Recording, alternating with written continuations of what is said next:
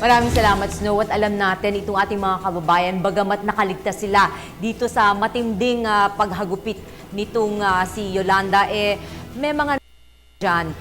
Let's try to understand what they're going through. Kasama natin ngayong umaga o ngayong hapon si Dr. Carandang, isang clinical psychologist at national social scientist and trauma specialist. Magandang hapon po. Magandang hapon.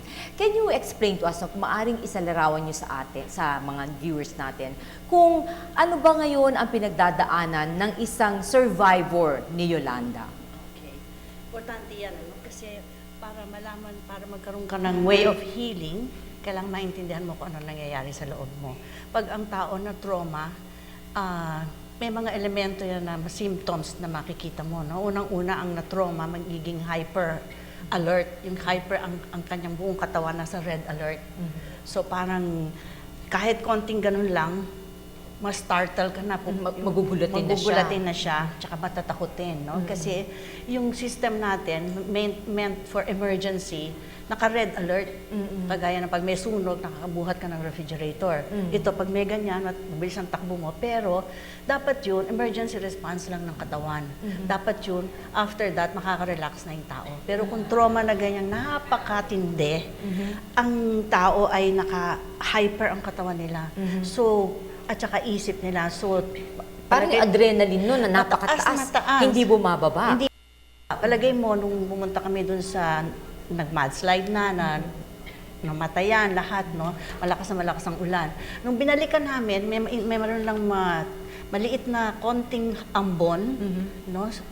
Lahat ng takot na experience ng katawan nila at saka isip nila na lipat, na transport dun sa situation na may ambon lang. So makikita mo, kahit ambon lang, ang reaction ng tao parang nangyayari ulit yung kinatatakot nila. Yes. So, yun ang unang yun. Tapos, ang tao rin na trauma, nagkakaroon siya ng mga images, no?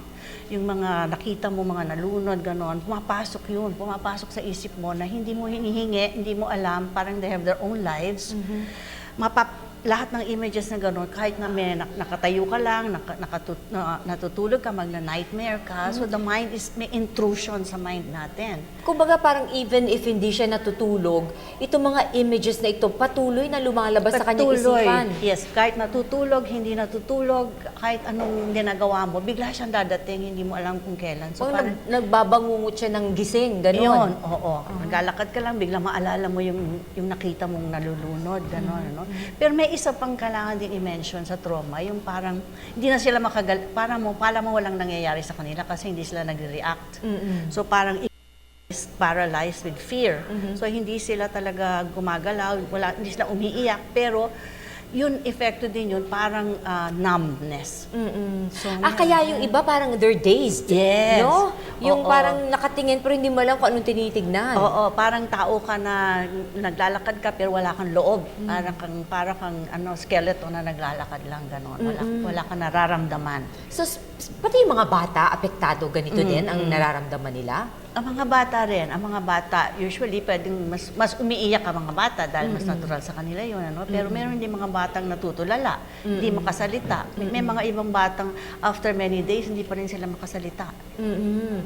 So kapag ganito, no, alam na natin na ganito yung kanilang nararamdaman, ano yung kailangan gawin natin para sa kanila so they can actually move on already and get on with their lives? Yes. Actually, kung meron ng trauma, sinasabi, meron ding recovery or healing. No? Kasi yung recovery may mga stages. So, paano ka mag-heal kung na-trauma ka? Unang-una, dapat merong tutulong sa'yo para pakinggan ka, samahan ka, at magbigyan ka ng pagkakataon to tell your story. Dapat kakausapin mo para mailabas nila yung kanilang istorya, yung kanilang nararamdaman. Ano nararamdaman nila ng sasalita, sila nagsasabi kanilang version at yung nakikinig hindi dapat hindi siya dapat magja-judge. Hindi magja-judge. Dapat pabayaan niya na magsalita. Makikinig ka ng may compassion, hindi ka parang, bakit mo ginawa yun? Ba't hindi mo ginawa yun? Lalong matutrauma. Kasi kung minsan pag nagkukwento yung tao, bakit mo ginawa yun? guilty na nga yung tao, tsaka na-traumatize na. Tanggapin mo lang yung sinasabi niya na yun talaga ang nakita niya. Tama ba? Kasi may lumabas sa Facebook na do's and don'ts kapag dealing with people like this, na sinasabi, don't tell that person you're fine. At least kahit papano buhay ka. Is that okay? That's not okay. Yeah, why? Kasi parang hindi ka tugma dun sa nararamdaman ng tao. Parang palagay mo yung doktor sasabihin, hindi masakit yan, pero masakit. So paano mo malalaman ng tao na iintindihan mo siya? Kasi sinasabi mo sa kanya, okay lang yan. Hindi okay eh. Dapat sabihin mo talagang hindi okay because I want to say that trauma, the traumatic reaction natin is a normal situation towards an abnormal, a normal feeling towards an abnormal situation. So kung naiiyak ka, hindi ka makasalita, normal na reaction ng kahit sinong tao yun, lalo na kung trauma ay ganyang katindi ang magnitude, itong Yolanda. So ito, they all have to undergo sinasabi nilang stress debriefing. Is that just one step? O marami pa bang hakbang na kailangan nilang pagdaanan bago ma-normalize yung kanilang buhay? Ay, tamang-tama yung tanong mo. Kasi nagiging popular ngayon ang stress debriefing. So, ang nangyayari, one-shot deal. So, akala ng mga tao, pag kinausap mo, tapos na. Pero, naramdaman ko dahil nakausap ko na yung maraming mga survivors from Naga, Quezon, CDO, Pablo, lahat nag-work na kami doon. Ayaw nila yung kakausapin mo lang sila, tapos aalis ka na. Kausapin ng ibang grupo, aalis na. Sabi, ano ba yung binuksan lang kami, yung sakit, tapos iniwan kaming na nakabukas, raw. No? So, tama yung sinabi mo, hindi lang isang beses. May follow-up dapat kasi ang healing is a process. Proseso siyang dinadaanan. Parang itong nangyari, no, lumabas sa ulat kanina na merong nag-attempt na mag-suicide from a building. Nandito siya, no? He was an ondoy victim, pero mga kamag-anak niya, biktima naman ng Yolanda. Yes. And he was very worried kasi hindi pa niya alam kung anong nangyari sa mga kamag-anak niya. And he tried to commit suicide, tatalon sana siya sa building. Mabuti na pigilan. But ganito pala yung trauma. Ondoy yun, matagal na yun eh. So ano yun, na-trigger ulit because of this Yolanda typhoon? Ay, oo. Yan pa isang gusto kong sabihin, napakaganda. Yung trauma ngayon, no, matinding-matindi siya. Usually, 90-something % ko, may ibang trauma siyang nandaanan na hindi niya masyadong na-heal. So, kumbaga, ngayon yung trauma na to, dumagdag pa at na-remember pa niya at na bumalik yung trauma na yun kasi hindi rin na-heal yun. Kaya importante ma-heal ang trauma. Dapat may closure. Yes. Kailangan merong proseso. Kasi otherwise, kung sunod-sunod ng trauma mo, yung pinakahuli, matindi na yun eh, kasi meron ka ng trauma dati. At kung nagpatong pa ulit kagaya niyan, paano na? Anong gagawin? Actually, may mga tao, hindi ba sabi natin, resilient nga ang Pilipino. Totoo yun. No? Pero, siyempre, sa trahedyang ganito katindi, alam natin na ang Yolanda isang pinakamatinding trahedya, pinakamatinding calamity. No? So, kahit sinong tao na malakas, magaling, marunong, maapektuhan ng ganitong klaseng tindi. So, nakita natin even sa buong mundo, everybody is really concerned kasi this tragedy is by far so much greater than many other tragedies we have gone through. Yung mga bata, paano mo sila matutulungan? Would it help bigyan mo ng toy, mga laruan? Maaalis ba sa isipan nila yung nangyari sa kanila? Kung medyo aaliwin mo sila?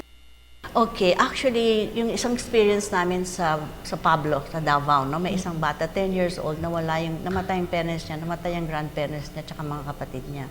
So talagang, buti may ninang siyang malakas na nandun, accompanying him. Kasi isang importanteng factor, dapat merong nag-a-accompany, sumasama dun sa tao, sa bata o matanda. Hindi siya nag-iisa. Kagaya nga nung kanta, hindi siya nag-iisa, no? Merong siyang kasama, accompanied. Pero yung batang to, meron kami kasing dinadalang mga toys, pero yung toys hindi para makalimutan, kundi yung toys tsaka yung drawing para mailabas nila, expressive art therapy ang tawag, ilalabas nila dahil ang bata hindi pwedeng ikwento ng by words sometimes, no? They have to play. Express it by their drawings. By their drawings, by their play, by their dance, movement, drama, ganon, expressive art Kagaya therapy. nito lumalabas sa video natin. Ayun, These are the children from Bohol. Alam natin natin sa Bohol talagang nasalanta naman sila Yes. ng matinding earthquake, no? Yes. 7.2 magnitude. At makikita natin yung backpack nila ayaw nilang ibaba, no? Kasi natatakot daw sila pag lumindol ay maiwan nila.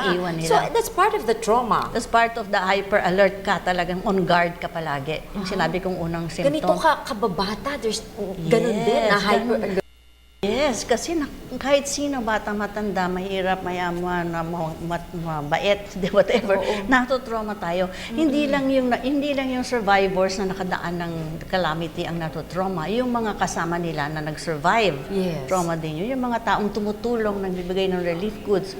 Pati yung mga taong nanonood sa TV, natutrauma din yun kasi may tinatawag na vicarious traumatization. Oh, so kahit na pinapanood, kaya pala nadidepress ako pag ilang beses ako umiyak na pinapanood ko itong mga video.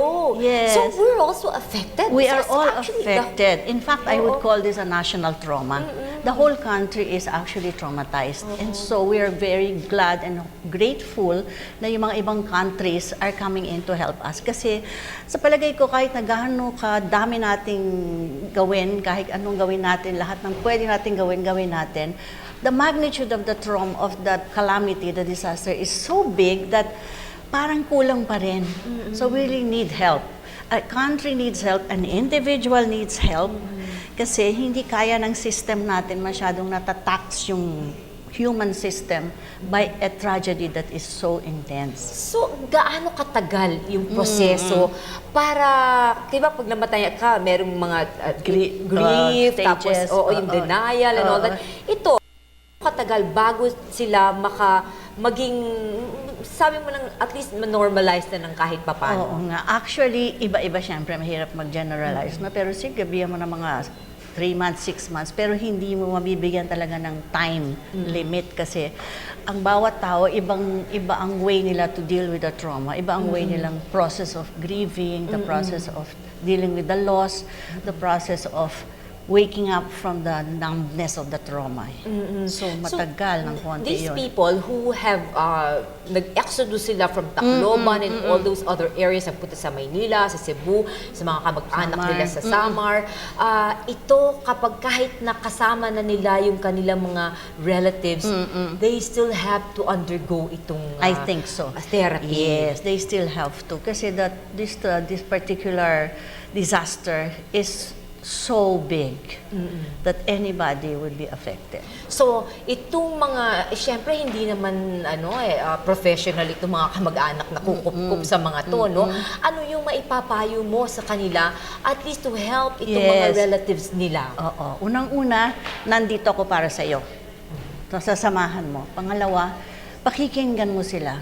Bayaan mo silang magkwento. Pag umiyak sila, huwag mo sasabihin huwag kang umiyak.